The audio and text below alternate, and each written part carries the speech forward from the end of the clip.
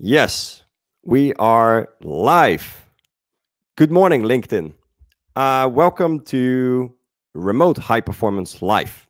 This is the show where we talk with remote influencers, remote advocates, remote innovators, and we talk about everything that has to do with making remote work thriving in this world. How do you get high performance being remotely? And today I'm talking with Pierre. Pierre is co-founder of Brollo. This is a Dutch digital co-working marketplace. Pierre will tell you more about it. During this live, you are able to ask questions, and we will cherry pick the questions during our conversation to answer you as good as we can. So let's kick off by asking Pierre to introduce himself to the audience. Pierre. Yeah, Leon, thanks for having me on the show. I'm really excited about being in the LinkedIn Live, in your show especially. So yeah, a little bit about myself. My name is Pierre, as you mentioned. I've been a marketer for basically my entire career, which is about 12, 13, 14 years maybe. I even studied marketing, which was kind of different at the time. And I started my career in the financial industry. So I did some work there over the years, and then started my own company as a freelancer, where I basically helped companies generating leads. I did that on a freelance basis for quite some time. And I'm really excited about being about the freelancing life, about the remote way of working. It's actually what we're going to discuss today as well. And earlier this year, actually during the COVID times, we started a new company called Brollo, and Brollo is supposed to be also a booster of the remote industry. So I'll tell you more about it later. But that's the introduction about myself. Yes. Love that. Yeah. So what was your craziest experience during the COVID lockdown? My craziest experience. Well, it's not as exciting as you might have hoped, but I got a baby. So my wife was pregnant, so I became a dad. I became a dad during COVID, which was kind of crazy because of it's all this things that happen when you have babies. So that's the first thing that pops to mind, Leon. It's not it's not something. I think it's super exciting, actually. I'm gonna get another baby as well in November. Second. Cool. Yeah, yes. It's also my second. Yeah, so it's the life will be turned upside down. I can tell you that. But it's cool. It's really nice. Yes. It's a baby boy. Great. Yeah.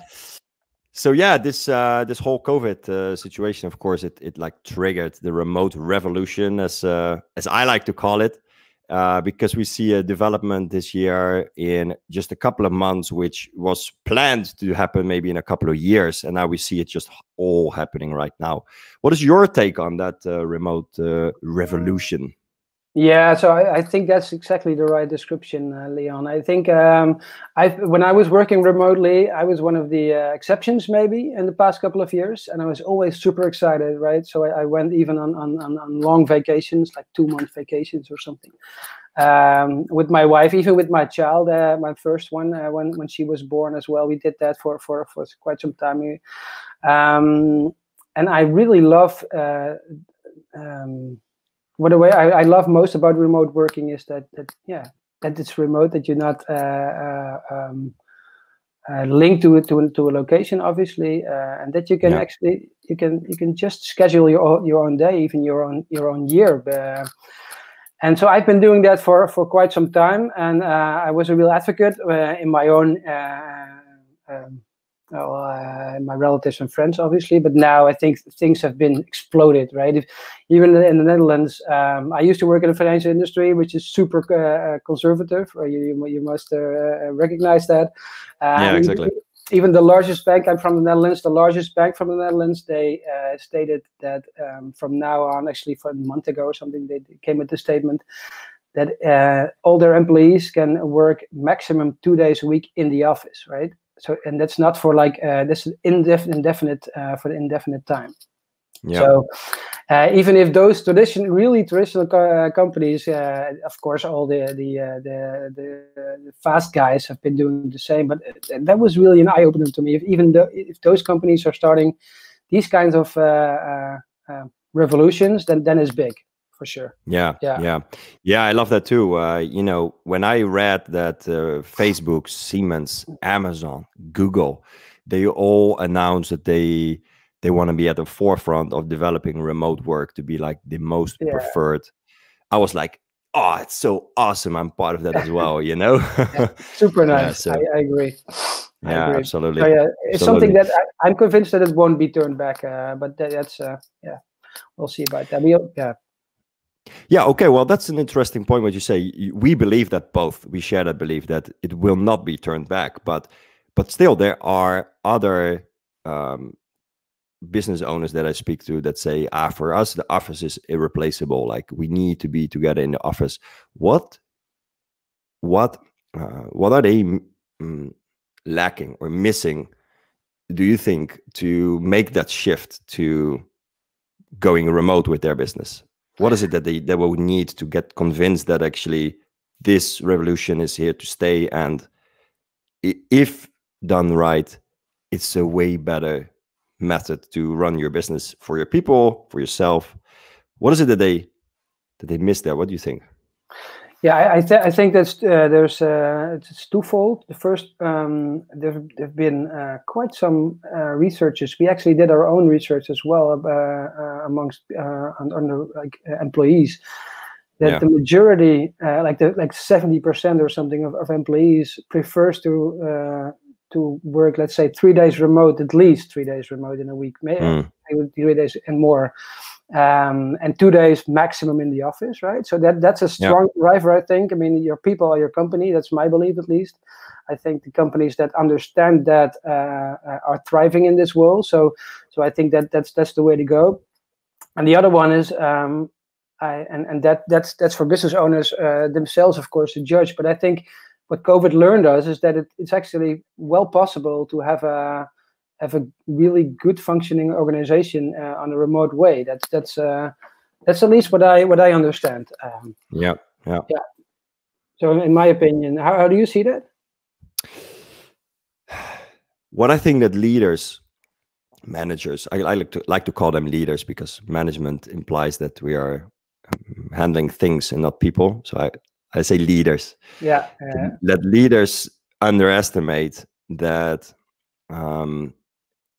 leading a team remotely requires much more effort, because this psychological safety to create that remotely is way tougher than doing it in the office. Because in the office, there are like these tribe forces, you know, from ancient time, like we are together in the same spot, and there are forces working which keep us together as a tribe. But when you're remotely, that falls away, and then it's when the leaders need to step up to be aware that culture needs to be like an agenda point now.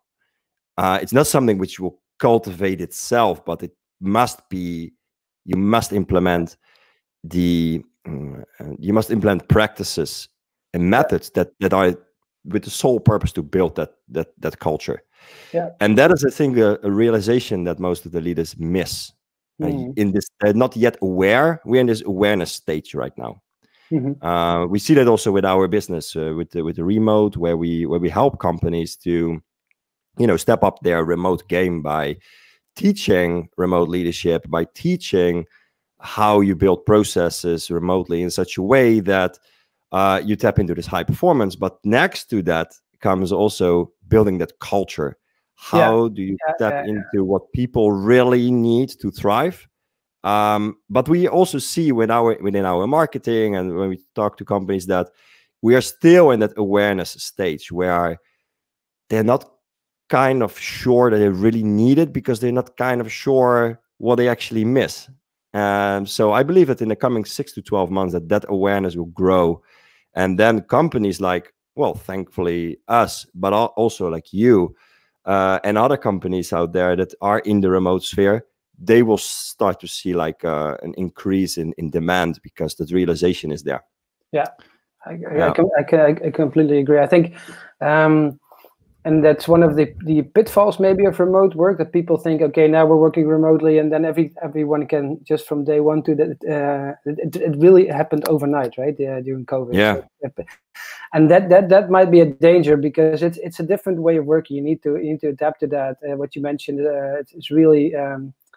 The danger is that the culture falls behind. I feel culture falls behind. That the energy flows out of the system of the employees. I mean, all these things need to be taken into account by companies in order to achieve those high performance. And when they do, I think everybody will win, because the companies will get super motivated, energetic people that are willing to go the extra mile, and the companies and the people they have their freedom back, right? And that's I really think that there will be a massive change in the economy. Also, that people will move away from the cities more often, because why would you live in a smaller house in the city when you only need to be in the city for like 1 or 2 days a week, maybe, or maybe not even. So there will be a massive change in the economy. So it's definitely a revolution in that sense, in my opinion. And we're in the early days still, but in my opinion, it's there's no way back.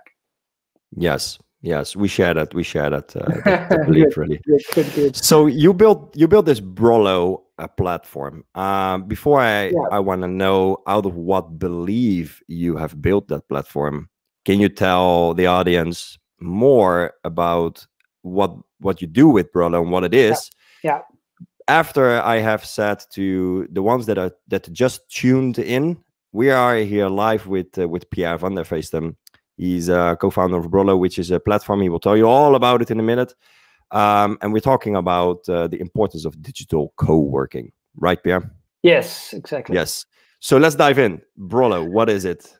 Yeah, so basically, it's not only me that started the company. We're 4 of us, and all 4 of us working as a freelancer in the marketing industry. And all 4 of us already shared the experience of remote, and we share the enthusiasm. But we also shared is the loneliness at times, right? So. It's not per se loneliness, but what you mentioned within corporates, that there's a culture, and that there's at least there's a threat that people can lose themselves or lose a company. That's something to build for corporates. The same goes for sense of belonging. Is that what you try to say? Yeah, I think so. Belonging together. Yeah. Yeah, I think so. I think that that's something that I love the freelancing life. One of the things I really missed, because I'm a social, I like the social conversations, is the chats at the coffee machine, right? Or and during COVID, so those fell away for everybody basically. So everybody was in the same position as freelancers as I used to be before. Plus, there were no events and there were no network drinks or whatever. So there was no way to build your network, and there was no way as a marketer to share experiences, share knowledge with each other. And that's actually the belief behind Brollo. Brollo is a digital, let's say, a meeting place. So we provide a platform where where marketers can just easily, our members, other marketers can log in. They can enter the coffee corner, right? And they can chat. It's a chat-based function, so they can chat to each other. So this it can be like really on a personal level, making introductions. Or they can dive deeper and they can select a room within Brollo of their expertise. So in marketing, you have different expertises like search engine optimization, social media, etc. So they can also enter those rooms, and there are all kinds of specialists like themselves where they can chat to, relate to, even turn on the camera. So that's actually the belief behind Brollo and the platform that we build. That we want to fight the loneliness. We want to enforce the belonging, which you mentioned, that you belong to a community, and share knowledge. Because in marketing, it's if one thing is really dangerous, is that you don't meet people to interact with, because the industry is changing so rapidly. Yeah, absolutely. Yeah. So that's Great. So how many users are on your platform right now? We are going towards 300 now. So so it's good to mention we started this in April. So in April, we had these chat brainstorming sessions. Okay, what can we do? We were all of us were using co-working spaces. You must know that as well. And are there in Lithuania as well? I can imagine. Yeah, they are. Yeah. So we were all there in different ones actually, but we used that to meet new people. But all that fell away during COVID, right? So we were there. Okay, is this thing going to last? Will it change things? Yes, it will change things. Can we do something about it? Maybe we can. Okay, then we started brainstorming, and we got the idea. Let's say mid of April, started building. We got Mark, our techie, is really brilliant. And so he with the help of Fiverr and Fiverr probably, or you can. We built the platform quite rapidly. He built the platform quite rapidly, and we did some intensive testing in let's say June and July. So June we're friends and family. July was really market in a small group of testing, and then we went live last month. So we're now live for about 4 weeks, and yeah, so it's going really well. I must say. There's lots of enthusiastic reactions among the marketing community in the Netherlands. So we're starting here, but we'll try. The plan is to also go international later. But yeah, that's so it's going well. One thing to add there is, in order to make the platform work and to its full capability, we estimated that we need about 1,000 active members, because then the conversational rooms will be flowing, and that's actually the force. I mean, you don't want to be like a forum where people post a question and 3 days later they get an answer. So there's still a long way to go, Leon. But yeah, we're happy with the progress we made so far. Awesome. I love the idea. I'm not a marketer myself, but I've been on your platform and I was lurking around, and there are a couple of terms that I learned about marketing which I didn't know before. Just by being in the coffee room and seeing people having this conversation with each other. Cool. So even if you are not a marketing person, I think you can learn marketing in your platform. Yeah, so there's also a lot of specialists there. So even if you're like if you're looking for information or for some good specialist, then you can go there. Exactly. Yeah. Great. I love that. What about digital co-working? Yes, it's a social aspect that we miss. This coffee machine meetings. I liked those as well. But they are not there anymore. But how does this tie those moments, those little moments where you share this little piece nugget of knowledge? How does that co-working tie into performance? Yeah, so it's actually it's those tiny moments, but it's also so if you find something at the coffee corner that you really you feel connected to, you're both in the same sphere. You can enter into either a private conversation, right? So you can just like you're using a business WhatsApp, for example, you can dive into a personal conversation, or you can dive into one of the rooms. And in the rooms, there's not this low profile chat. There's actually, you can have in-depth conversation on how on the problems you encounter in your work.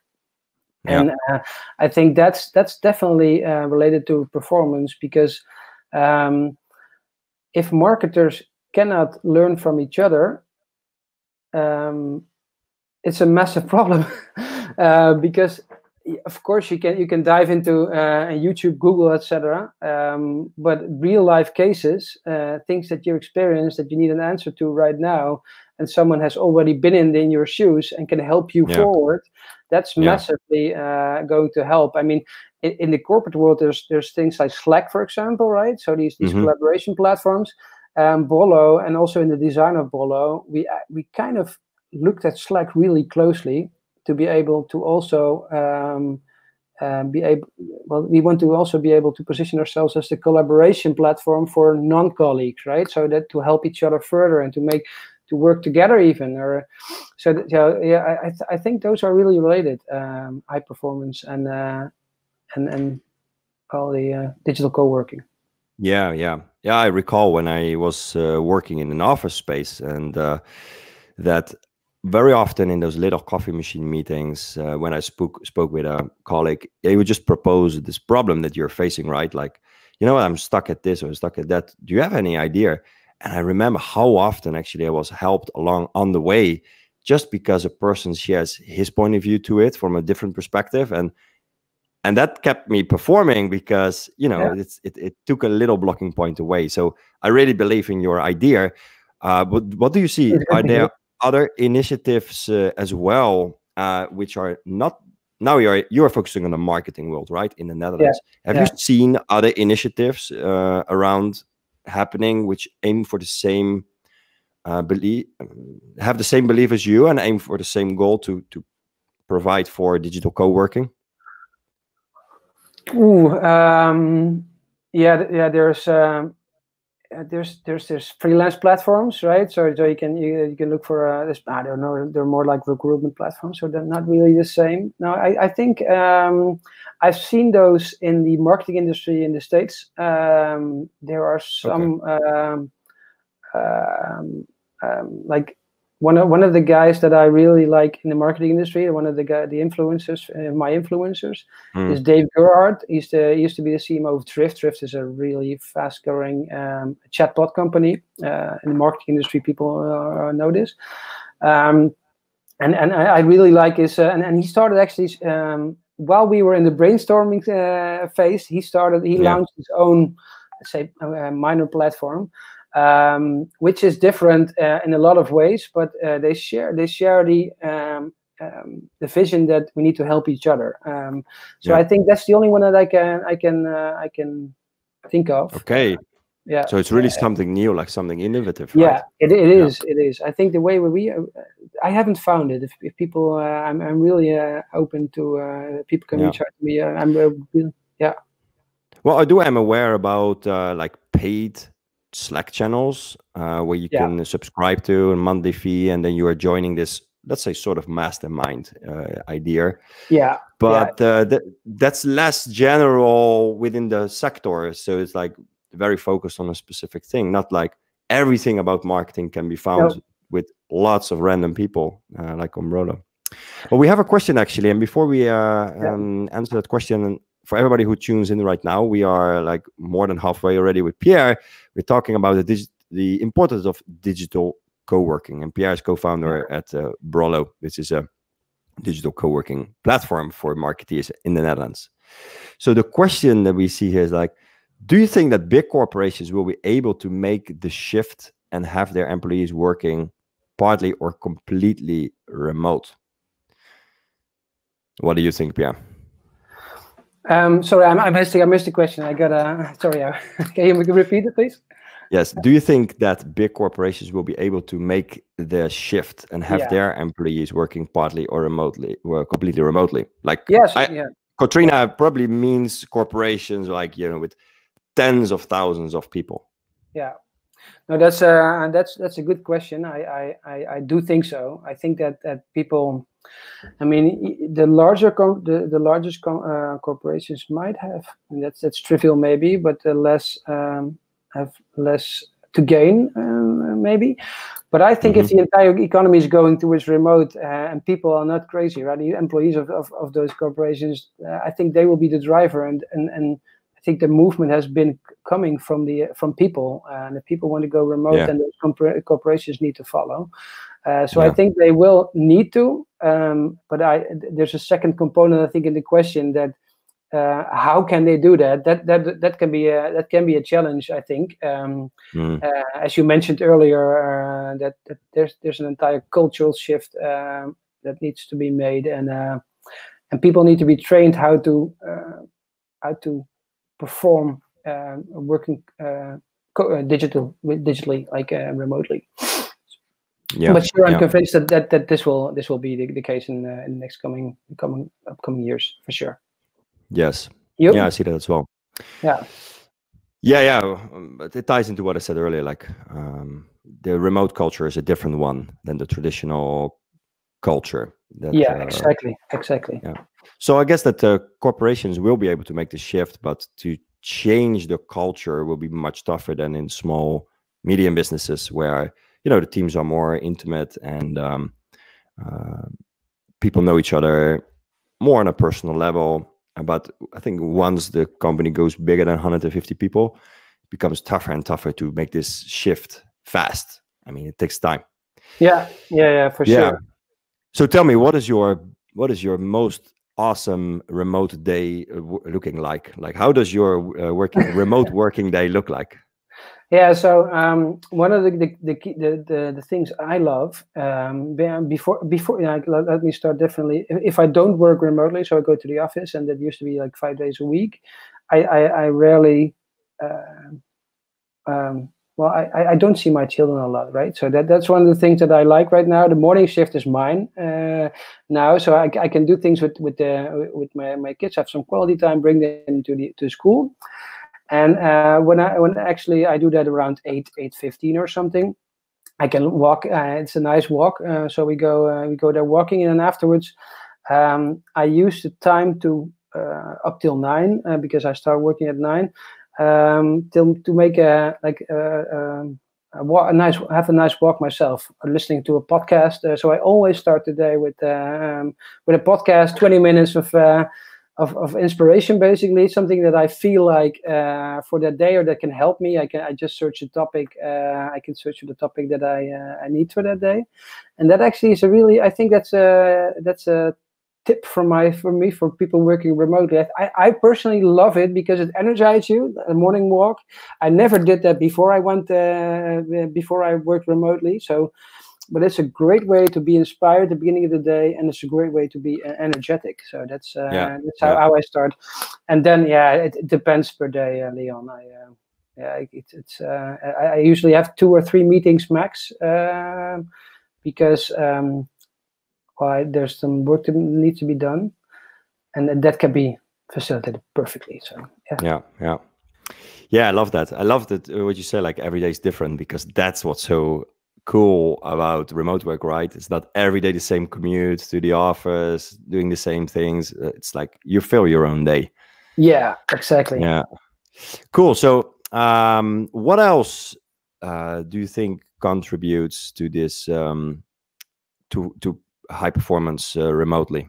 Like, is there something specific that you maybe do at Brollo, which really was a game changer for achieving this performance state, being fully remotely, like a specific team thing? Now you give me a tip of what you do personally to energize yourself, but what is within that Brollo team one thing that you do which really makes a difference for your remote work? Okay, yeah. So what I think what works for our team is that we have twice a week we have a meeting with the team remotely, obviously, and we do that on Monday morning. Like it's what we used to call a stand up in the office, right? So actually we don't need to stand up right now. We can just do it sitting behind our screen. But then we have the Trello board, so we all work in Trello, and we share the screen, and we go through the activities of that week. So what needs to be done? What are the goals for? I do the marketing within Brollo, so I have some objectives. There's the tech guy that needs some things to be done. So we actually divide the week. We do that in 15, 20 minutes or something. Divide activities between the team. And then we have one update call Wednesday late afternoon, that we can say, okay, are we still on track to achieve all the things for the rest of the week? What needs to be done, etc. And in the meantime, if things need to happen, and that's always at least once a day, I think, we just we're in this. We are in this group in Brollo that we give each other a heads up, like a notification. Okay, guys, I got this question. Let's turn on the video. And discuss it, and so that's basically how we do that. That would be I think that's one of the secrets, I think, of working remotely in a team, and still keeping those contacts with each other, right? They do not feel isolated, but also keep the high performance going. Yes. Well, awesome. So what I believe is contributing to high performance. Yeah, that's really cool. I love what you say about those meetings of bi-weekly. If you work, we love the OKR structure, like objectives and key results, invented by Intel in the early 90s, made famous by Google in 1999. So when you have those meetings, and meetings can be distracting, and one of the audience actually said that's also like, meetings are awesome, but they can also distracting. Yeah. And I think the key to doing effective meetings is to be very clear on your direction. What is your direction? What is your mission? What is your vision? How do the goals that you set tie into that mission and vision, so that you are able to create that feeling of contributing towards something more than just a to-do list on your kitchen table. So that, I believe, for teams is the differentiating factor, like crystal clear goals, well communicated to our organization with a transparent follow-up. And when you fill those meetings that you spoke about with that content, that's where how you keep this high performance going, being fully remote. It takes time to set up. It's not an easy thing, especially when you have to do it remote. But once you have set it up, it makes all the difference. I agree. Yeah, good, very good point. Awesome. So, Pierre, we are 30 minutes live right now. Maybe there's somebody who would like to have a last question. You have 30 seconds to ask a last question. And tell us where people can connect with you, and what do you want to share with the audience in terms of that? How they can connect with you, where you're active. Yeah. So they can. I'm really. I'm open to enlarge my network, obviously. So you can add me to LinkedIn. You can just find me Pierre van der Feeste. Or you can come to Brollo as well. It's brollo.nl. It's a Dutch website right now, but I think it's easily translatable, and once you're logged in, you understand the principle. So everybody is really. It's also completely free. I didn't mention that. So you can just make an account and see how I think it's that's what we'll try to do, so to make it an easily, like a low barrier entry way of co-working. But just take a look yourself. I think we made the login process as easy as possible. Let's see. Yeah. Awesome. So really, Pierre, I really enjoyed talking with you today. I do believe in the importance of digital co-working, and I hope really that there will be more initiatives, not just for the marketeers, but for consultants, for you name it, that those initiatives will pop up, because I think they're really helpful. And for the audience, thanks for being with us. I'm a co-founder of Remote. We help your business to get high performance being remotely, and we do audits. So if you feel like you want to know where you are remotely with your business, and you wonder where you need to focus on to step up your performance there, you can contact us for an audit, and that will give you great insights of where you need to focus. So having said that, Pierre, once again, I want to give you a big thank you for your presence here as an awesome guest. I wish you all the luck with Brollo. And we will follow each other for sure. And who knows, there will be another live in the future when Brollo hits 100,000 users or so. Let's agree on that. That's a massive. That's a good agreement. Thanks, Leon, for having me. And see you. We'll be in touch for sure. Yes, thank you, Pierre. Take care. Bye bye. Bye bye. Cheers.